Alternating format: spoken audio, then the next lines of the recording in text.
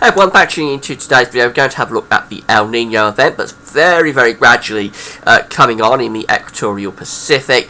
We're going to see what's happening now, and also have a look at some of the seasonal models to see what they are predicting is going to occur with this El Nino as we go through the course of the rest of the year. It looks like we're in for a moderate El Nino. I don't think it's going to be a really big sort of El Nino event, but we are probably looking at quite a moderate sort of El Nino, and probably Madoki El Nino as well, which means sort of century based as opposed to off the coast of Peru. That has impacts as we go through into the latter stages of the year, particularly for the United States, but also possibly for Europe as well. Anyway, before I get on with that, just talk about the advertising. There's video ads. My page is at GazWebVids.com. If you hit play on the video ad, you'll be helping to support GazWebVids.com. Thanks so much for doing that. The video ad essentially allows me to sit here and talk to you via the website, so thanks for getting involved and doing that. So let's start off with the current sea surface temperature anomaly for the globe, but the area we're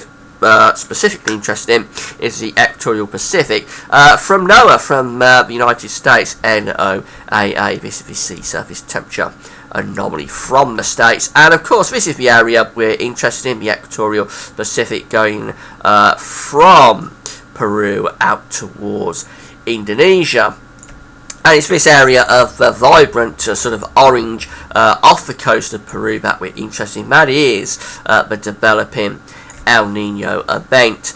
Now, it's a slower process to get this going, and I think the reason it's a slower process is that the atmosphere is not really coupling up with the ocean as you'd expect. The other problem is that we've got this very cold water sitting to the south of the equatorial Pacific, sort of feeding in to the ENSO region that way, and that is always, while that's there, it's always going to sort of put the warm anomalies under pressure as they start to rise up through the equatorial Pacific. Now, that's not to say we're not going to have an El Nino. All models are in agreement, really, that there is an El Nino event developing, and it's going to strengthen towards a moderate sort of El Nino in the second half of the year. But I don't think we're looking at a big event, and the reason for that is the two regions I outlined. It's this cold water here off the coast of Chile going up towards the ENSO region. It's also the fact that the atmosphere is not coupling up with the oceans. To get the really mega event El Ninos, you have to have the ocean and the atmosphere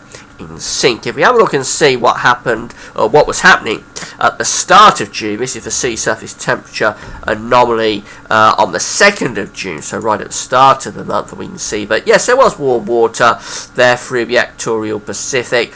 Not a huge body of warm water, but certainly the signature of an El Nino was there. There's the cold water again feeding in to the ENSO region, and of course the ENSO region is particularly this area here that we're interested in. This is the area that has to warm as opposed to off the coast of Peru, really, which isn't quite as important, but it's that central region of the equatorial Pacific that has to be warm over 5 tri-monthly periods, 0.5 of a degree above average, half a degree above average over 5 tri-monthly periods in this region is what you need to actually get an El Nino designated. So that was a situation at the start of the month. Go back to the latest sea surface temperature on the 26th. There's been a little bit of growth in this El Nino. You can see that. I'll go back again there at the start of the month. There it is now. Yeah, definitely signs that we're warming along the equator through the Pacific Ocean, but it's not a dramatic warming. It's a slow process to get it going, but it gradually is coming on, and I think it will continue to develop through the course of the year. Now, the reason, as I say, is that the atmosphere, the reason that it's a slow process is that the atmosphere and the oceans are not coupling up. This is the SOI Index, the Southern Oscillation Index. I'm not going to explain about where the areas of pressure in the southern oceans are important for this. But I'll just say that when the SOI is positive, you're in sort of a La Nina state. That's when you've got cold water coming across the equatorial Pacific. When the SOI is negative, you're in an El Nino state. So basically, to get the atmosphere and the oceans coupling up, we've got to have lots of sort of negative minus numbers appearing through this index. So here's June the 1st, for instance, and we see that on June the 1st, the SOI had an index of plus 24.67, so it was strongly positive at the start of June. 22.49, 22.23, strongly in sort of La Nina type setup in terms of what the atmosphere was doing. Now, as we went through towards the 8th, 9th, 10th of June, actually we go negative, so we do go into sort of El Nino type setup then. We've got a negative and a SOI for a couple of days. Doesn't last long, and then we go strongly into positive sort of territories again. So we'll get through to the 12th and 13th of June, for instance. We're back up towards plus 30 and plus 31. And we have these sort of backwards and forwards with the SOI throughout June. And that's the reason that it's been slow to get the El Nino going, because the atmosphere at times through June has been reflecting the El Nino. At times it has been doing that, but at other times it hasn't been, sort of been fighting against the El Nino really, when we've been in these positive sort of states that we've got here and here and here. When the SOI is doing that, it's telling us that the atmosphere is basically fighting against the El Nino. So we've been swinging backwards and forwards, but we have sort of gone pretty negative now over quite a few days. It started on the 22nd of June. We went down only slightly negative to minus 4.57, but on the 23rd, minus 11. 24th, minus 6, 25th, minus 13, 26th, minus 20, and 27th, minus 24. So gradually it looks like things are going more negative in terms of the SOI now as we get towards the end of June. That could be reflective of the atmosphere finally starting to moving towards an El Nino state, but it's probably too late now to be able to couple things up to get the atmosphere and the oceans to really couple up to get a mega event. But I think we will find the SOI, we will find the atmosphere gradually going in towards an El Nino setup over the next month or so. Here are the SOI monthly indexes, monthly average index for March, April and May. And we see what happened in March is that we did go strongly negative in March. There was a big plunge in the SOI, and that's really when we got all of the stories appearing in the papers, on the television, that we could be in for a really big El Nino event. If that had stuck and developed through April and May, we would have been on course for our most intense El Nino probably since 97, 98, or possibly even stronger than 97, 98, who knows. But it didn't happen. As we go through to April, we went back into positive territory, 6.4, and into May, again, positive territory, 4.3. So that big plunge in the SOI that we had in March didn't stick, and we went positive again through April and May. And remember, when we're positive with the SOI, basically telling us that the atmosphere is fighting against the El Nino rather than coupling up with it. In March it was coupling up. If it carried on, we would have had a big event, but it didn't. I think probably June's going to come out maybe a little bit negative, but it won't be strongly negative. And as I say, we're probably a little bit too late now to be able to generate a really mega El Nino type event. This is the SOI index over the past few years. When it's positive, of course, we're in La Nina. When it's negative, we're in El Nino. So, of course, this is the last time we had an El Nino event, just here, 2009, 2010, in this part of the graph just here. You can see what happened then. Is that for a little while we did swing backwards and forwards at the start of the 2009, 2010 event. Yeah, we did get some months going a little bit negative, some months went a bit positive, some months negative, some months positive again. And then finally, as we get through towards the middle of 2009, then we go down properly into negative territory. We stay there for the rest of 2009 into the start of 2010, and that is the El Nino event of 2009, 2010. Then we go positive as we get the La Nina coming on. After an El Nino, you very often do get the La Nina, and yeah, we've got the atmosphere and the oceans coupling up nicely there for the La Nina event from 2010 going through to the start of 2012. and they've not really been doing a lot ever since. We sort of have been in sort of La Nina territory. We did try and get an El Nino going actually in 2012. It's this just here in the second half of 2012, or through the summer of 2012 anyway. It looked like we were going to have an El Nino, but it never really got there, and the reason is that the atmosphere again was fighting, or one of the reasons anyway, that the atmosphere was fighting against the El Nino, and you see that there with the SOI, the Southern Oscillation Index, going positive, sort of telling us that the atmosphere was fighting against the ocean. So it never really came off. And then we go back towards sort of weak La Nina territory then, as we go through 2012 and into 2013. And that brings us up to where we are now. And there's the plunge in the SOI that we had in March 2014. As I say, when that happened, it really did look as though we could have been on course for a big event. But then we get April and May going positive, once again showing that the atmosphere at that point was fighting against the ocean, sort of stopping a mega event from taking place. Now, I think as we go on into the rest of the year, we're probably going to find the SOI going into that sort of territory. Be interested if we ever get down as far as we did with the Southern Oscillation Index in March. We may not do, actually. We may not plunge as far as that over the next few months. But nevertheless, I think we will be in this sort of region over the next few months, and it will take us into an El Nino event. That's certainly what the models are going for. They're not going for this sort of failed El Nino that we had in 2012, where the El Nino started but never really got going. This is what a proper El Nino looks like, or a mega, I should say, El Nino looks like in terms of the Southern Oscillation Index. Here is 1997, the year of 1997, just there, and the plunge with the Southern Oscillation Index started in March, when we went down to minus 8.5, but unlike March this year, it carried on. So April comes out at minus 16, May at minus 22, June minus 24, really negative Southern Oscillation Index month in June.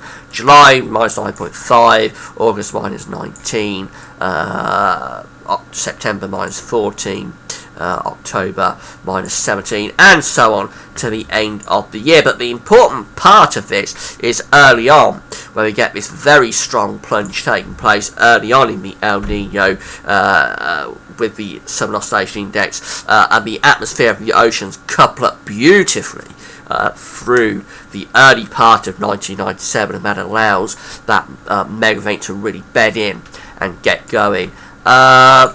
And of course we go on into 1998, still very negative, minus 23, minus 19, minus 28, minus 24, and then we get through to May 1998, and suddenly we've gone from minus 24 to plus 0.5, and that's the switch from El Nino to La Nina through 1998, the cold water rising up to the top of the ocean in the equatorial Pacific, and switching the pattern in the atmosphere as well, the pattern in the atmosphere responding to that to couple up nicely, and we get the La Nina going strongly through the second half of 1998. And by the way, when you get these years that switch from El Nino to La Nina strongly, like that did in 1998, and again like we did in 2007, and again like we did in 2010, when that happens, it's often very bad news for our summer. So I won't go into this too much yet. I'll be more for next year. But if we switch to La Nina next year, I would suspect we will probably do that, as we're in the era of cold PDO. If we switch next year, then I would suspect we're going to get a pretty poor summer, to be honest, in 2015. How's that for a long range forecast? So let's have a look at some models to see where they're seeing this El Nino going. This is the latest from the ECM WF, and basically it's seeing a moderate El Nino event. For have a really strong El Nino event, we've got to get up to plus 2 Celsius in terms of the sea surface temperature anomaly. Some of the members of the ensemble do go that high, but they're generally outliers, really, and the body of the ensemble mean is certainly within this sort of area just here. So into, let's say, into moderate, weak to moderate El Nino territory. And if you have a look at how that compares to what was going on last month. This is the ensemble from the ECWF for last month. We see, and if anything, there's probably been a bit of a trend down. Actually, I won't bother highlighting it, but I think you can see that probably the ensemble mean, or the mean of the ensemble, has trended down a little bit this month compared to last month. That's where we was in terms of the ensemble mean last month. This is where we was last month. And I think there has been a little bit of a dip there in terms of the ECM WF forecast. The Jamstech IOD showing that we go up into moderate El Nino territory. Well, borderline weak, moderate. Red line here is the ensemble mean. It's just there, somewhere around plus 1.2, plus 1.3 in the end. So 3.4 region. Again, some members in the ensemble are going up into very strong territory, but not many at all.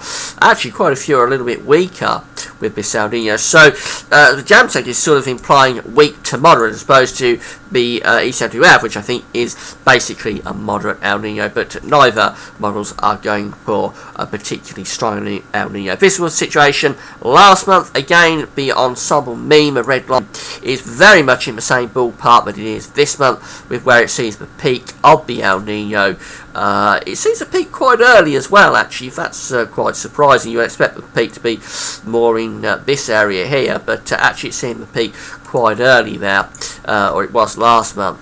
And it is sort of doing that again this month, actually, seeing the peak of the El Nino quite early, around September or October perhaps. It a bit of a dip. You'd expect it to be more around this period just here, at the very end of the year, November or December. But anyway, it's not seeing a really strong El Nino, it's seeing a moderate type El Nino event. Let's have a look at the CFS. This is where the latest forecast from the CFS sees things going, and again it sees things getting up towards the level of a moderate El Nino, sometime towards the final quarter of the year. Here's October just here, so this is in a little bit later, but nevertheless we're up to around plus 1.3 to 1.5. Yeah, it's definitely an El Nino. It will be that I think it will actually get designated this time as opposed to 2012, where the whole thing collapsed like a spoiled souffle. But again, we're not looking at a mega El Nino there.